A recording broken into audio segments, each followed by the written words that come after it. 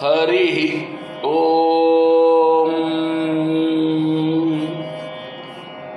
कल्याणाद्भुतगात्राय कामितार्थप्रदायिने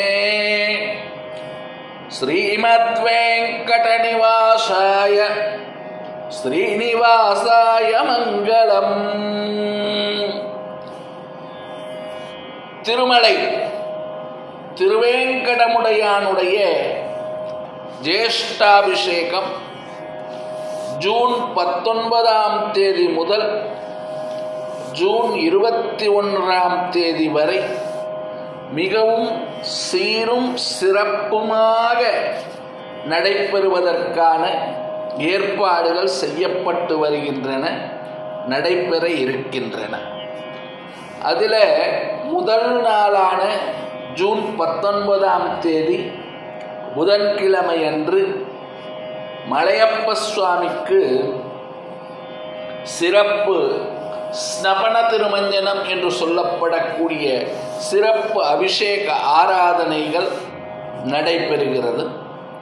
அதே போல எம்பெருமாள் புனிதமான வஜ்ர கவசம் என்று சொல்லப்படக்கூடிய வைர கவசத்தை அணிந்து சாற்றிக்கொண்டு திருக்காட்சி கொடுக்கிறார். அது முதல் நாள் நிகழ்ச்சியாக அமைந்திருக்கிறது. இரண்டாம் நாளான ஜூன் 20ஆம் தேதி வியாழக்கிழமை அன்று திருவேங்கடமுடையானுக்கு மலையப்ப சுவாமிக்கு ஸ்நபன திருமஞ்சனம் சிறப்பு அபிஷேக ஆராதனைகள் நடைபெறும்.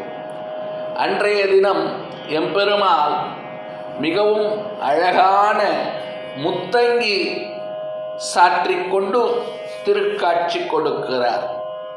இது இரண்டாம் நாள் நிகழ்ச்சி. மூன்றாம் நாளான ஜூன் 21ஆம் தேதி வெள்ளிக்கிழமை அன்றைய தினம் மலையப்ப சுவாமிக்கு ஸ்நபன திருமஞ்சனமாகிய சிறப்பு அபிஷேக ஆராதனைகள் நடைபெறுகிறது. எம்பெருமாள் பவித்திரமான தங்க கவசத்தை சாற்றிக்கொண்டு திருக்காட்சி கொடுக்கிறார். இது மூன்றாம் நாள் நிகழ்ச்சி.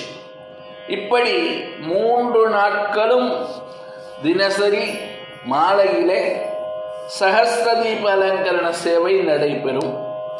அதற்கு பிறகு எம்பெருமாள் ஸ்ரீ பூநீலாதேவி அவர்களோடு மாட வீதிகளிலே உலா வந்து அடியவர்களுக்கு அருள் பாலிக்கின்றார்.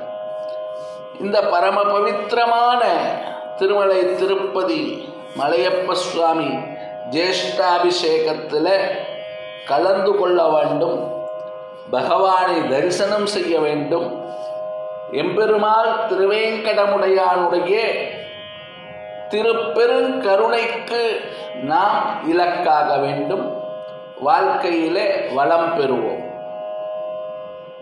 லோகா சமஸ்தா சுகினோ பவந்து.